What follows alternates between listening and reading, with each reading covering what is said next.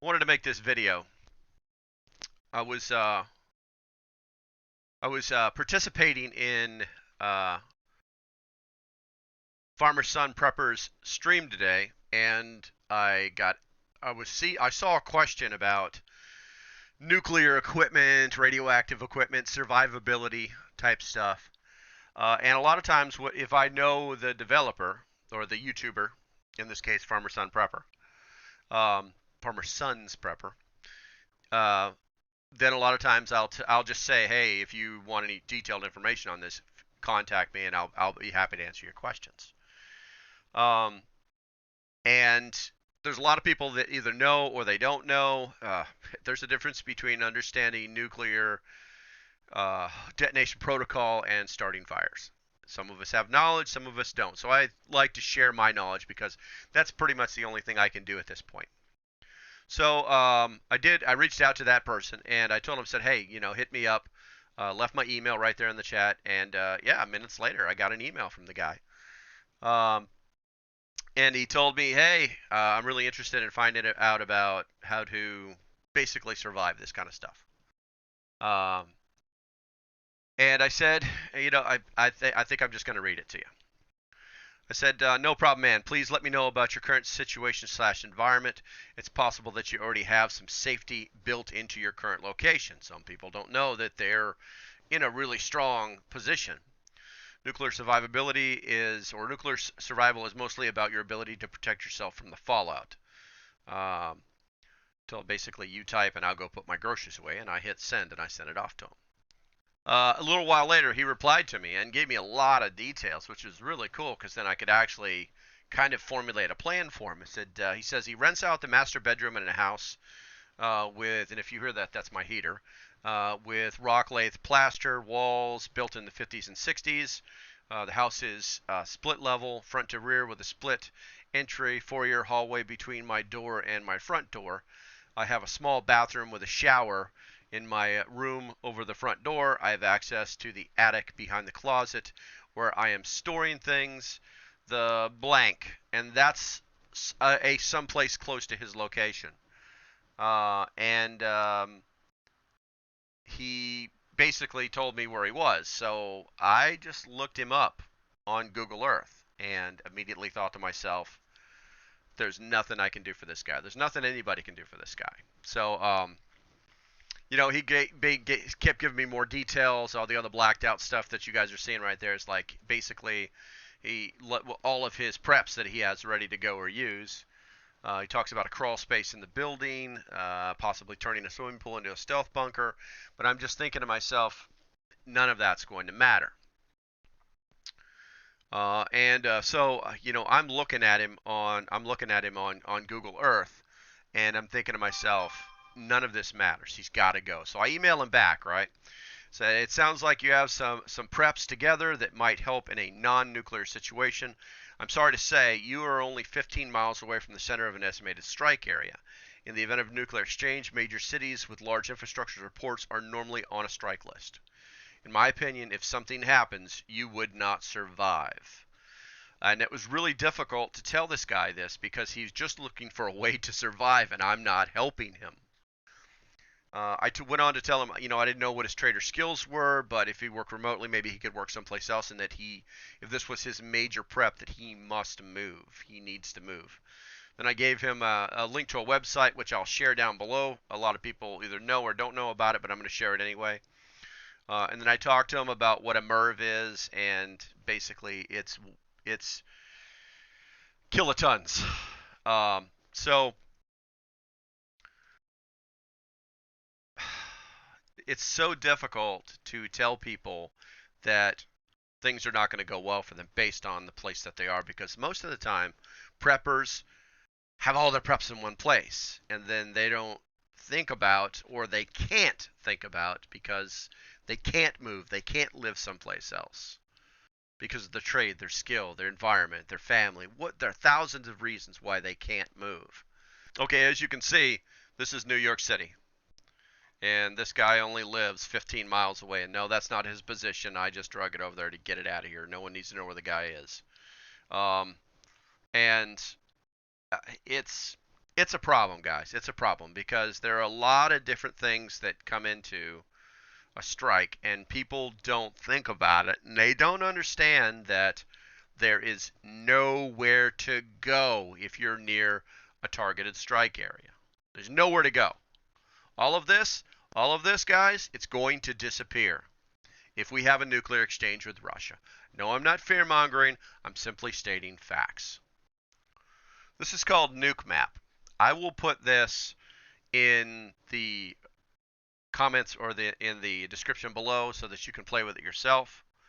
You can prime this thing to do anything you want. It is the entire world, and you can find out what would happen based on the yield of a nuclear weapon. So if a single nuclear weapon that was not a Merv, which was not a multiple uh, vehicle, a multiple warhead vehicle, went off, targeted at New York City with a 500 kiloton yield, which is actually kind of low, and we push the detonate button, basically you can see what is going to happen. All right, I'm not going to go into a lot of this detail because I've found that it's actually easier for me to use my time to explain to you the things that I know, but then allow other people to explain it in ways that you will understand it even more. So I actually went out and found uh, a Nobel Prize laureate to explain this to you, and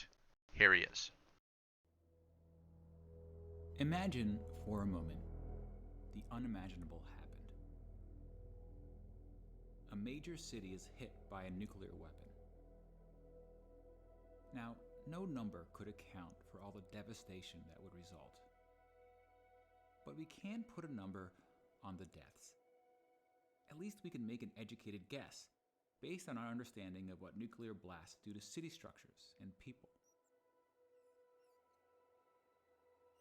We'll assume the bomb is detonated in the air to maximize the radius of impact, as was done in Japan in 1945. But here we'll use an 800 kiloton warhead, a relatively large bomb in today's arsenals, and 100 times more powerful than the bomb dropped on Hiroshima. Upon detonation, a fireball as hot as the sun would expand to a radius of 800 meters. Those near the blast would be vaporized. And within a 2-kilometer radius, all buildings would likely be destroyed. And we'll assume that virtually no one survives inside this area, which, based on population density, would start the death tally at 120,000 people.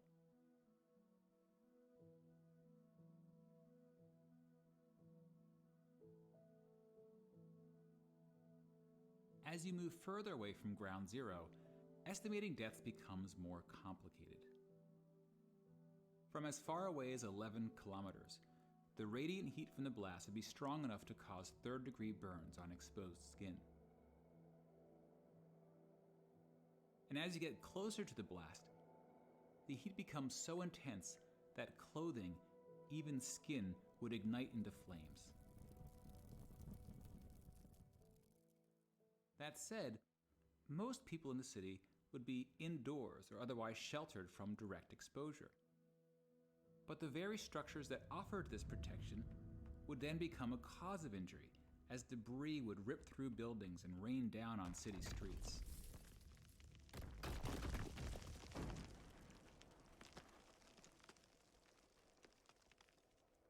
As a rough estimate, we can assume that half the people between 2 and 11 kilometers from the blast are killed, from burns, debris, smoke, collapsed buildings, and radiation sickness,